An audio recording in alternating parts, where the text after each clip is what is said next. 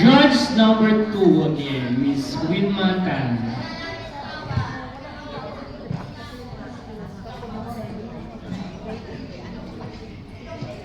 Need translation? Sawadee ka, tapos ka. Candidate number 4. This is your question. Tulad din ng ibang kandidata, naramdaman mo rin na parang nag-isa ka sa laban mo ito. Kung mananalo ka ngayon, paano mo maipagsisigawan sa mga taong hindi ka sinuportahan?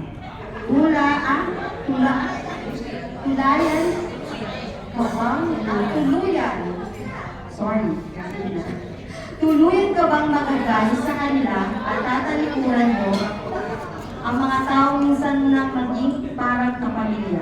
Ulitin mo. Tulad rin ng ibang kandidata, naramdaman mo rin ba na parang nag-iisa ka sa laban mo ito? Kung mananalo ka ngayon, paano mo ipagsisigawan sa mga taong hindi sumuporta at hindi sumuporta sa'yo? Tuluyan ka bang magagalit sa kanila at tatalikuran mo ang mga taong minsan mong naging kapamilya?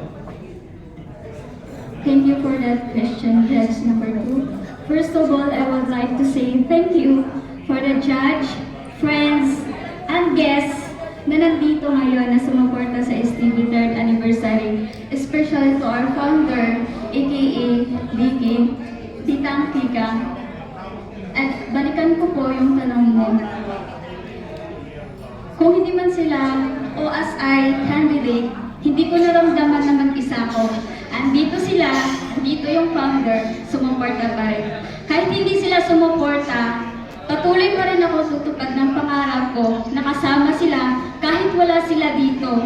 Patuloy pa rin akong mangangarap at isa-isip na kahit wala sila, at least by myself, patuloy ko itong paninindigan sa aking sarili kasi ito yung isa sa pangarap ko na hindi ko natupad before at ngayon natupad na. So kahit wala po sila dito, kasama po sila natutupad sa pangarap ko. And I thank you.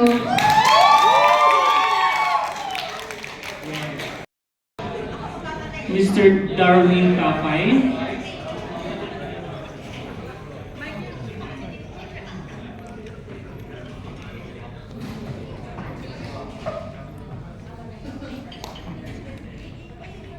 Good evening, Ms.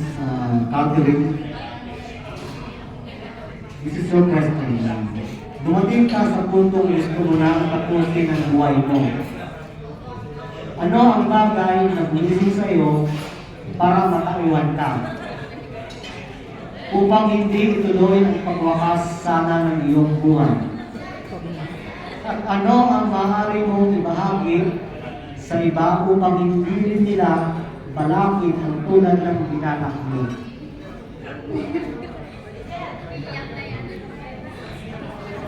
Magandang hapon po sa atin lahat sa inyo po yan. Thank you Lord for Bible.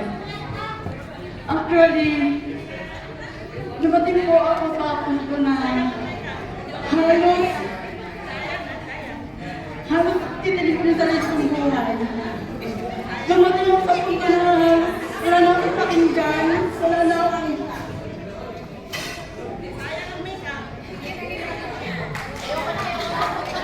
hindi, totoo, hindi sa totoo po.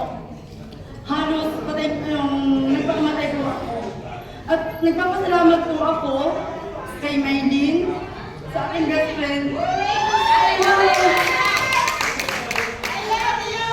Hanggang time, siya ko yung tumutulong sa akin ng tulad siya. And especially to our founder, Vicky.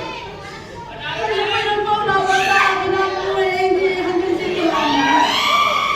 Na ang buhay na hindi ako lang ang pumapos ng sarili ko dahil ang buhay natin na hiram natin sa Panginoon. Ang Panginoon lamang ang pagkakakuha ng ating buhay. At hindi lang dito. At hindi lang dito ang Panginoon paunawa sa akin na ng mga anak natin dapat ka pang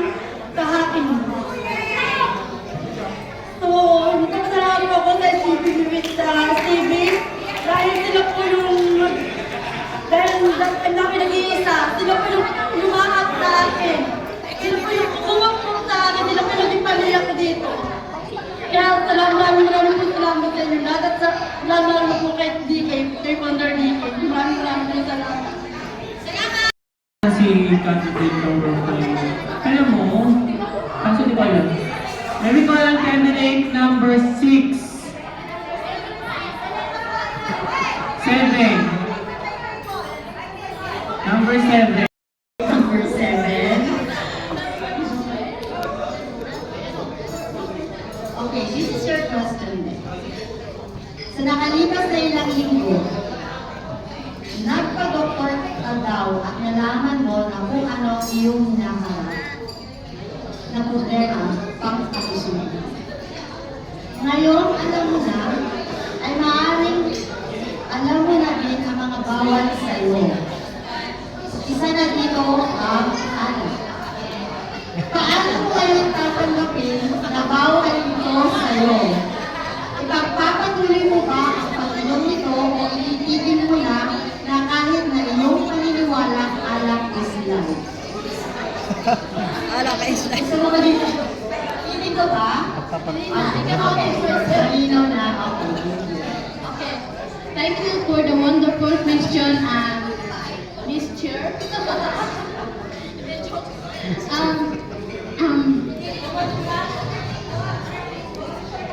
Pinapangako ko, nag-post na rin ako dati sa Facebook na last na today.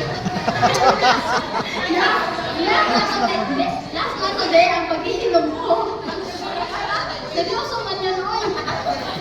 Pero, hindi, seryoso nga. Yeah, totoo yun, may problema sa health ko, oo. Pero sinasabi ko sa sarili ko na ihinto ko na, pero itutuloy ay... Hindi totoo yun. pero sinasabi ko lang na last na lang ngayon kasi nga, di ba? Pagbibigyan ko na lang yung mga ano. So, yun lang yun. Hindi ko ba nag-worried na yung sinasabi mo? Worried din ako, kaya nga gusto kong ihinto eh. Pero last na lang ngayon.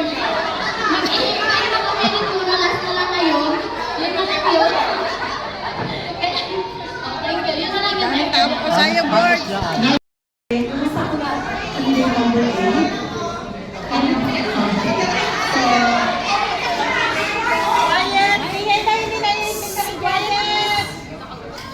Okay, here's your question, candidate number 8. Sa kwento ni founder, namimilit siya sa inyong lahat para sumali sa ganitong patimpala. Paano kanya na-convince? Na-convince ano ang bagay o dahilan ng iyong pagtanggap at ano ang iyong inaasahan sa araw na ito? Ang ganarito, sa kwento ni founder, namimilit siya sa iyong lahat para sumali sa ganitong patimpala. Paano kanya nakumbinse? Ano ang bagay o dahilan ng iyong pagtanggap at ano ang iyong inaasahan sa araw na ito? Okay, thank you for your question and answer.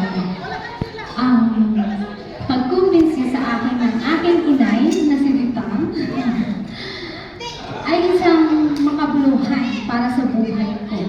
Isang OFW, isang single mom. Ngayon, nakumbins niya ako para ma-experience ko ang ganitong patimpala. Kasi sa talabuhay ko, ngayon ko lang ito naranasan dito sa Raleigh. Okay? Ngayon, ang inaasahan ko po, ngayong gabi na ito, matalo man o manalo, at least proud ako na nakaya ko sa buhay ko, na nagsusali ako sa ganitong tapalang. Ayun lang po ako. Maraming salamat. Meron pa pala ito. Video. Video yan. Alonski. Mukha mo.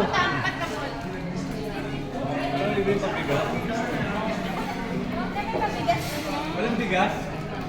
Meron. Sayang na.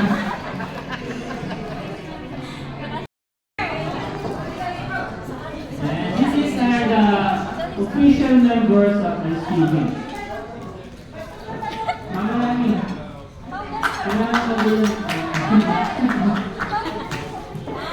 then ang mga official members.